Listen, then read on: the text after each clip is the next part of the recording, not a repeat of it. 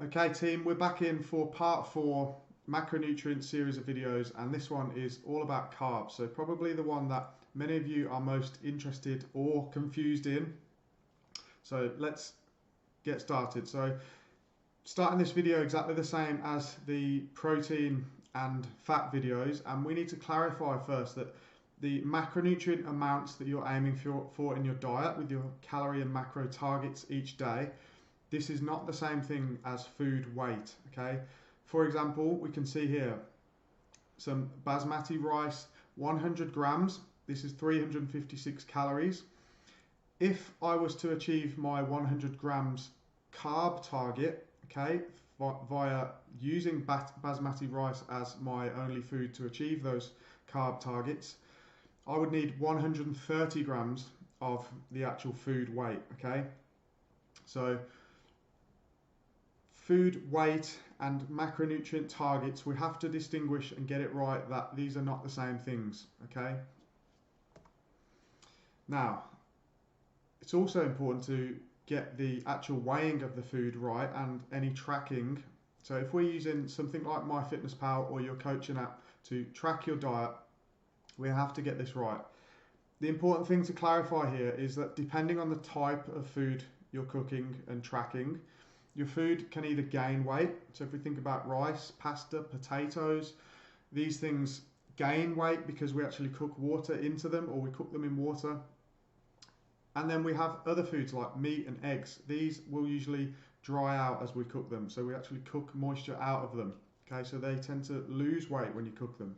Now this matters because it can add up to a whole lot of calories incorrectly tracked and measured when we're trying to get the diet right. So we want to avoid any confusion here by always measuring uncooked. Okay, if you didn't measure, for example, once and you forgot, you can always weigh the cooked option and you can search within your app for a cooked entry. Okay, but just in the blue box here we can see 100 grams of uncooked rice would be 356 calories. If I tracked 100 grams of cooked rice, this would be 130 calories. So there's a huge difference there, 3 times the amount of difference in terms of calories if we get this confused and get it wrong. Now, a quick overview on carbohydrates. So 4 calories per gram, we've already touched on this. Carbs are broken down into glucose and other sugars. So glucose is the primary sugar that circulates in your bloodstream. Carbs are actually your body's preferred energy source, okay, and they support lots of bodily functions, so your nervous system, your brain, physical activity. And when carbs are available, the body will preferentially utilize this fuel source over protein and fat, so the other 2 main macronutrients. Carbs will be used preferentially even when the others are around, okay? Now, carbs are also stored in your muscle, and therefore this can be quickly converted into fuel when it's required, okay? So if we imagine we're doing lots of squats or leg extensions and the quads are working really hard, if we've actually got carbs stored in the muscle and we have a decent amount of carbs in the diet, then that muscle is actually primed with carbohydrates ready to be fueled, okay? As opposed to converting dietary or even body fat into fuel, this is a slightly slower process of metabolization that the body goes through. And for that reason, carbs are a great source of energy in the diet, especially if you're somebody who's training. Now, we get carbs from 3 typical sources, okay? And this is going to be sugars, fiber, and starches.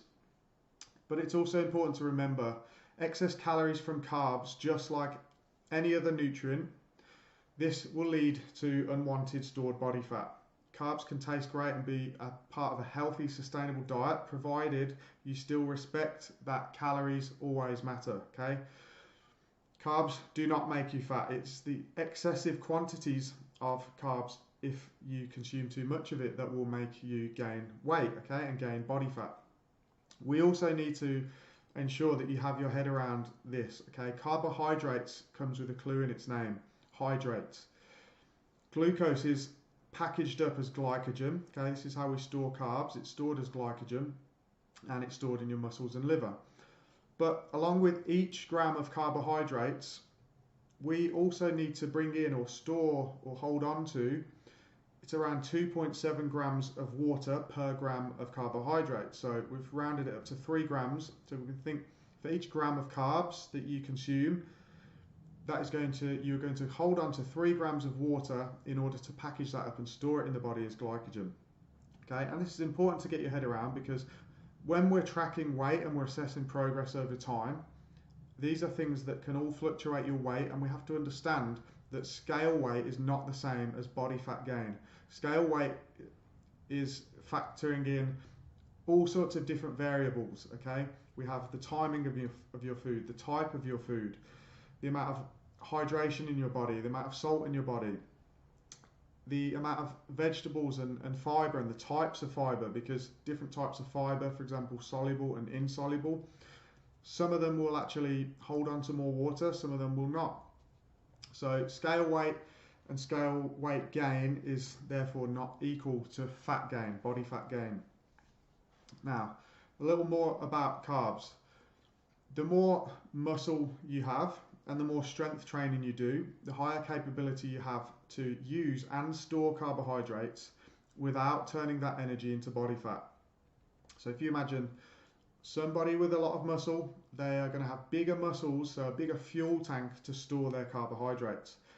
Your muscles can actually store quite a lot of carbohydrates, somewhere in the range of 300 to 600 grams of carbs, which is a fair amount. And the liver also stores some carbohydrates as well, so around about 100 grams.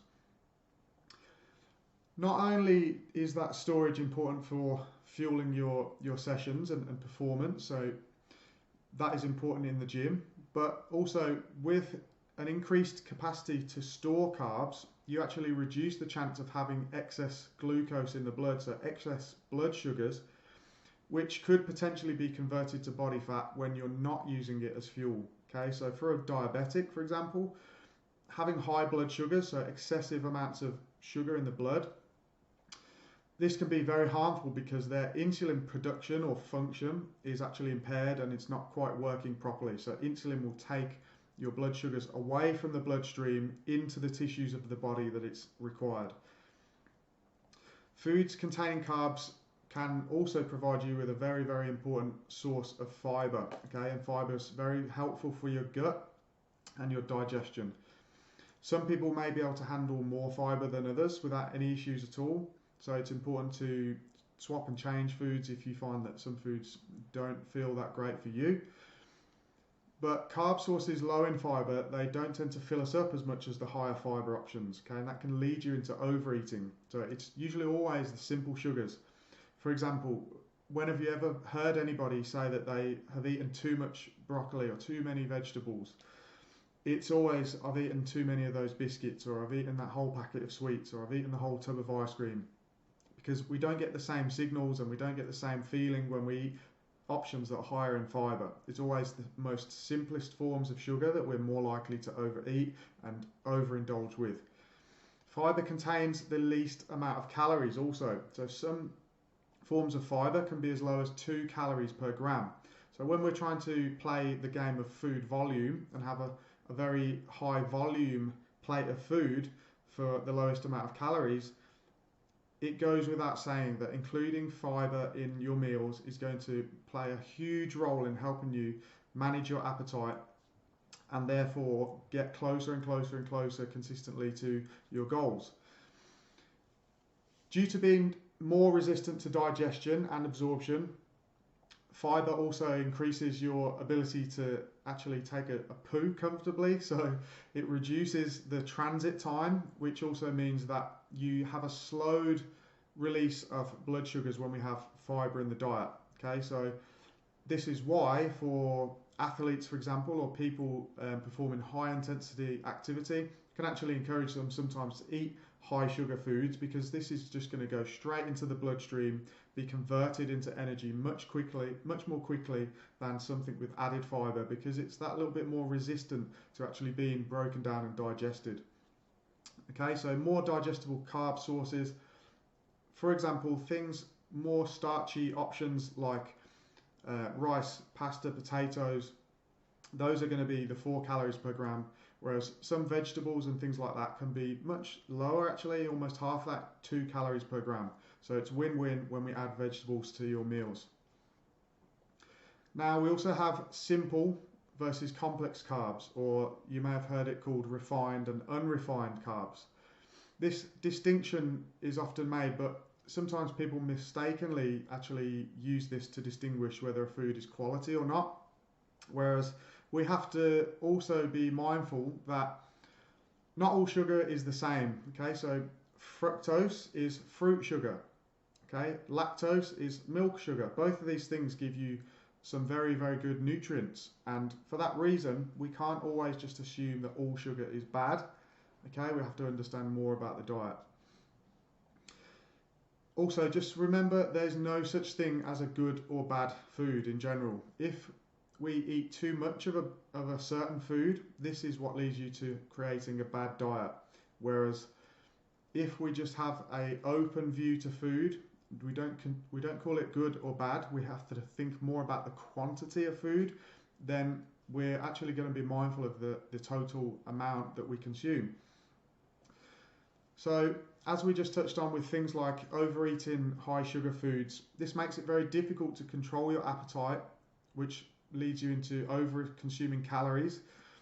When we eat a lot of sugar, we also have difficulty controlling cravings. We're going to have very, very up and down energy levels because we're just going to be craving that next sugar hit. And also it's not going to be very good for your gut because we're not getting the added benefits of fiber.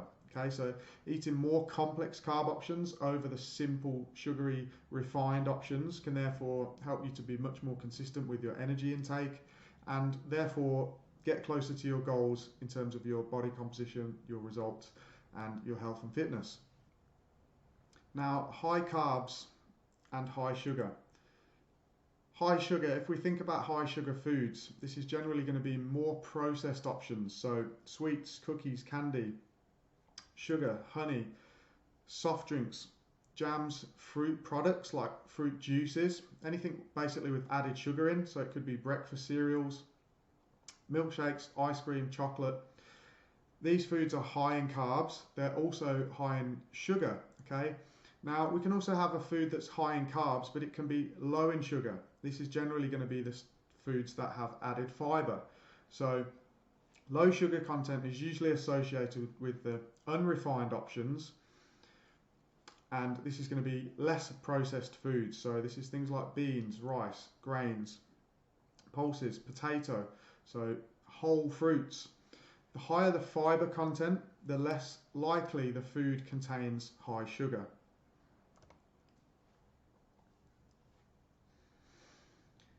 Now, high carb foods and your sugar content and timing. Okay, so we're talking a bit more about nutrient timing here. So a little bit further down the line in things that we need to consider, but it's worth touching on this point. High carb foods can be a great energy source for your training, whether they are coming from simple or complex options. So whether it's a high fiber option or it's just things like sugary sweets, these can both be a great source of fuel for your training. But it is the total amount of carbs that you need each day, and it's relative to your goal, your existing health and physical condition, how much you move, so your activity levels and your preferences. So all of these things play a part in how much of one or the other you should be choosing and how you manage that. Whether your goal is based solely on performance, making gains in the gym, or losing body fat, it's worth paying attention to the timing to appropriately fuel and recover around your training sessions. For those of you who are dieting, fat loss dieting, when calories are lower during this period, if we time our meals really poorly, this can impact your performance. Okay, so we want to think about this a little bit to get more out of your training when energy availability is a little bit lower. Okay, so it does pay you to be smart with timing your meals around your training so that you can perform as best as you can. Either way, the total daily calories and your energy balance overall, this is always going to be your highest priority before you concern yourself with meal or macronutrient timing. But if you do want to perform more optimally in your gym sessions, then you may want to consider this. As a general rule, it's always a good idea to place at least some of your carbohydrates from your daily target, place some of those around your training session. So think about bracketing your carbohydrates around your training. This is for fuel and recovery. The same can also be true with your protein. So if we aim to bracket your meals around your training sessions, so ideally within 1 to 3 hours, pre and post workout, having a well-rounded meal with carbohydrates and protein, that is going to be very good for your training. Now also carbs, as we said, they are stored in your body. So if you're somebody who's training early in the morning, and what this means is you may not be wanting to eat a decent sized meal in the morning, well, that's okay, because it's actually more likely that it's yesterday's carb intake that is going to be what's fueling your session. However, if you're training very hard, or for example your training sessions may run a little bit longer than 45 minutes, it may be smart for you to include some carbohydrates before your training, or at the very least, ideally we want to be including some protein in the diet if we're training early in the morning. As I said, it kind of depends on the effort that we're applying, how long we're training for, but ideally we would have at least some small amount of carbs. Even if you don't feel like eating too much in the morning, it would be perfect for you to have something like a banana and a protein shake, or even just drink it in a smoothie. So it'll be a nice easy way to get some carbohydrates in there so that we can maintain your performance through the morning session, and also pair that with some protein. Having said that, if we struggle to eat whole foods, then simple sugars, that can be the perfect place for you to have something nice and easy to eat in the morning, like a few sweets or something like that, to help with the fuel for your workout, providing that you are accounting for that as part of your daily calorie target. So let's clarify.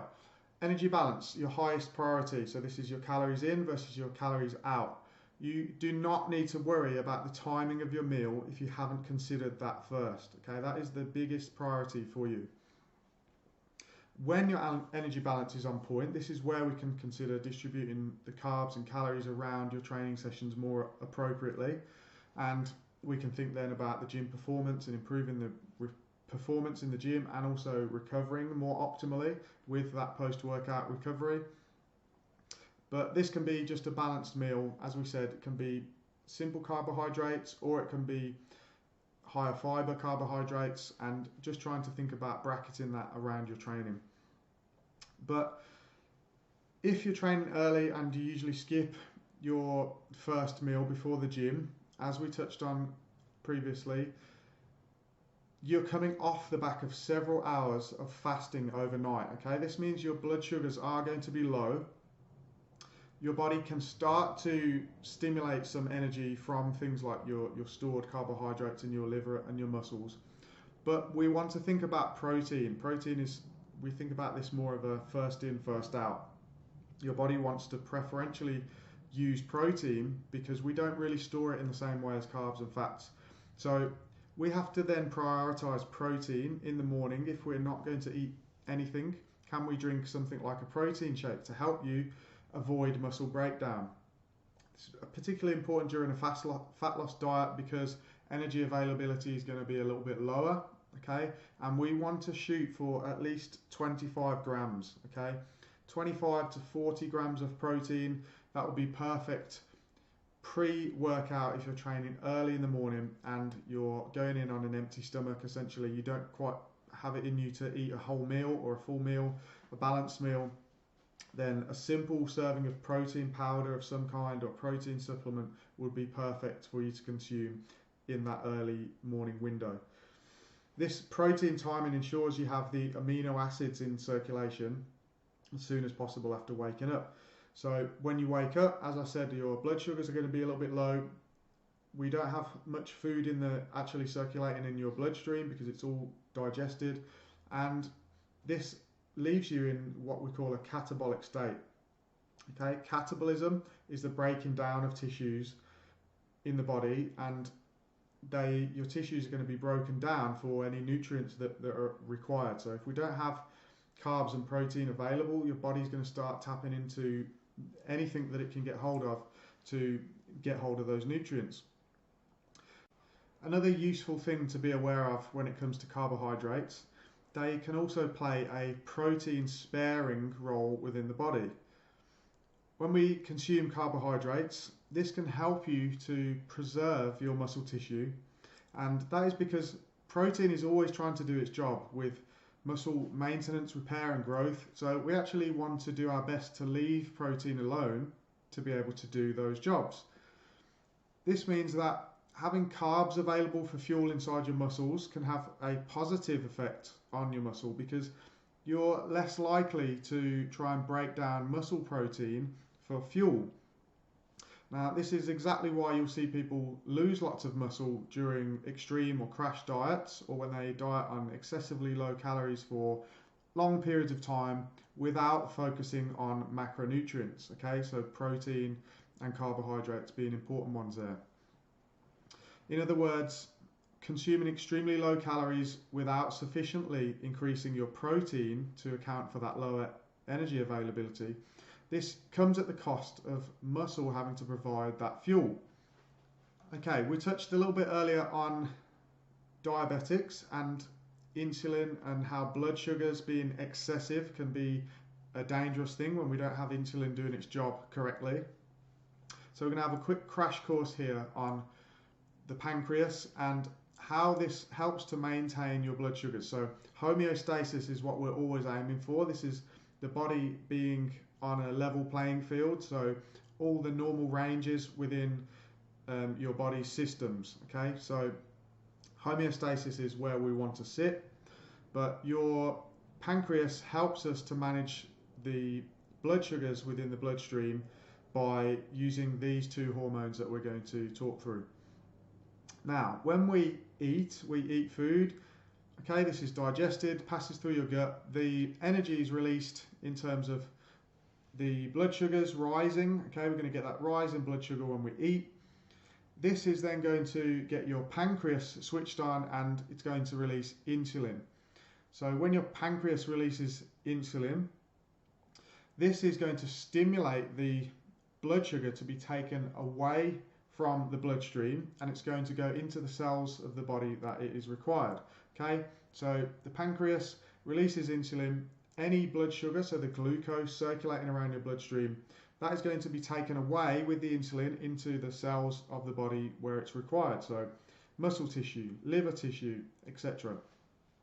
What then happens is the blood sugar falls back to a normal range, okay, because that glucose is taken away from the bloodstream. Then we're going to be back at homeostasis. For example, then we may start to get hungry, and that would be a decline in blood sugar. So we go around in circles because your pancreas can then release a different hormone called glucagon. And what that does is it actually stimulates the glycogen that's stored in the muscles and liver. It stimulates that glycogen to be broken down again, and it's then turned back into glucose, so it can re-enter the bloodstream, provide the energy where it's required. So it doesn't matter when you have a working pancreas, so your insulin works correctly in the body, so you produce insulin and it functions correctly in the body. Doesn't matter if your blood sugar rises, because your pancreas releases insulin, and that takes blood sugars away from the bloodstream into the tissues of the body where it's required. That then controls your blood sugar. And if your blood sugar drops, your pancreas then will release glucagon. Okay, that then stimulates the stored energy, so the stored glycogen, to be broken down back into glucose to go back into the bloodstream. So we go around in circles, whether we have rising blood sugars or declining blood sugars. Normally functioning pancreas along with insulin and glucagon, those two things just help to constantly maintain the right balance. And if this doesn't work, that is when things can happen with diabetics, for example, and they can pass out, or they can have really negative effects because their blood sugars are getting to dangerous levels. So carbohydrate requirements. Well, unless you are a high performing athlete, where we need to prioritize carbohydrate as the most important thing because you're all about performance, then there's not really any specific recommendations for most people for carbohydrates. And we know now, if you've watched the other videos, that carbohydrates are a non-essential nutrient, so we can survive without carbohydrates.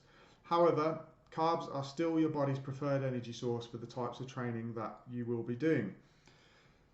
Your body can use both carbs and dietary fats for energy, so the biggest factor that determines your carb intake is generally going to be your personal preference.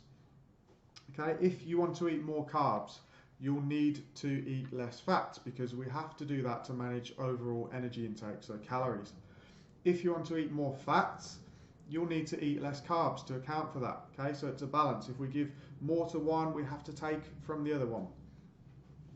For both fat loss and muscle gain goals, there's not really a whole lot of difference in the results you can achieve because this is primarily driven by the energy intake and the stimulus that you give your body. So the amount of calories you eat and how hard you train, essentially, those are the main drivers of you achieving your goals in terms of fat loss and muscle gain.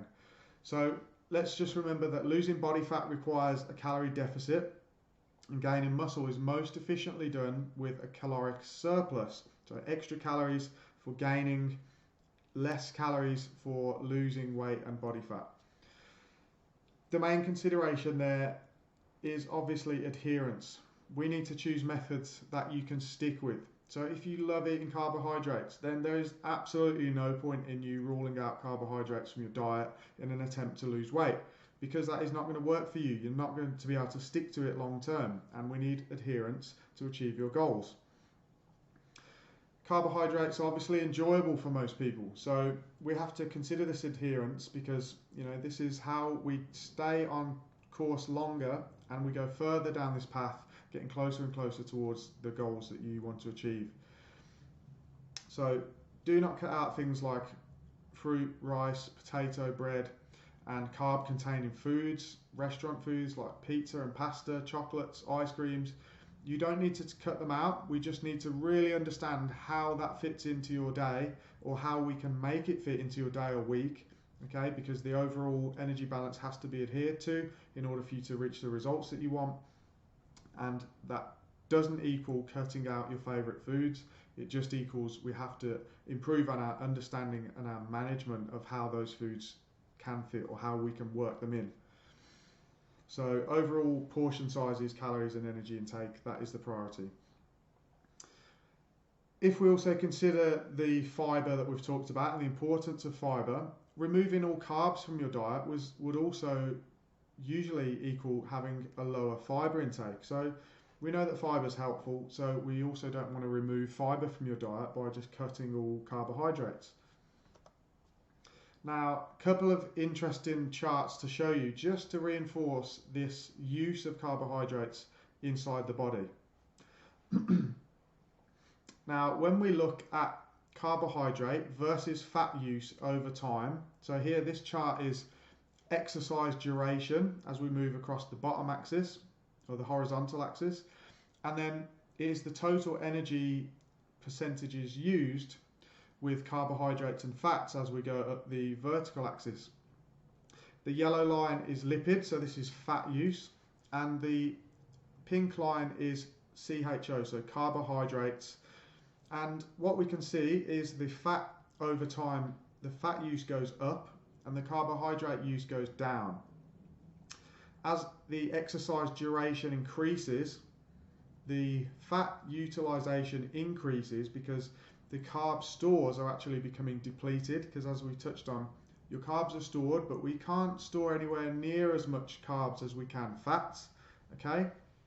So at some point carbs become depleted when we're training for longer periods of time, and fat is therefore being the more abundant energy source. Fat is going to play more of a role in producing energy for exercise as we increase that duration further and further. So as the duration increases, the carb utilization also decreases because of that depletion. Now this is the final slide before we finish with a summary on the carbohydrates section. this is a really simple way to get your head around the carb use during varying intensities of exercise. Okay, so on the vertical axis we can see energy expended. So this is showing you where the energy is coming from in this energy expenditure. And across the horizontal axis we've got the intensity of exercise. So this is a percentage of VO2 max. So we've got 25% of max effort, we've got 65% of max effort, and we've got 85% of max effort. The important part here is the blue part. Okay, so the blue part is relating to muscle glycogen. So this is stored carbohydrates. Now we can see at 25% of max effort, we are not utilizing any carbohydrates to fuel that exercise. Okay, the plasma FFA, this is the free fatty acids. Okay, so this is essentially fats serving as the fuel for that intensity of exercise. So low intensity, almost zero carbohydrates, if any carbohydrates, being used to fuel that exercise.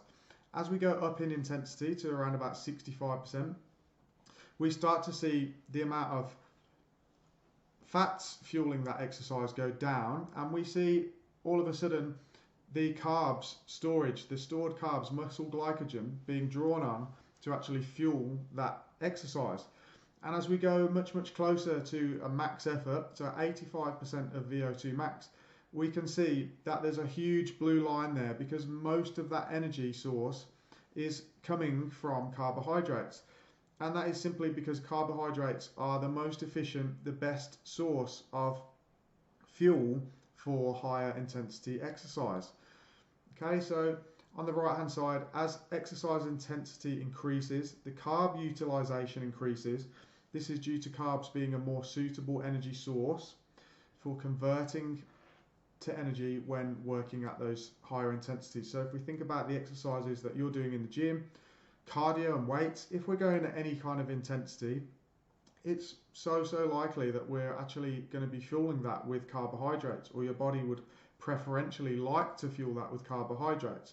Whether you have those available in your diet is a different thing, so something to consider. So the last thing to touch on is the carbohydrate summary.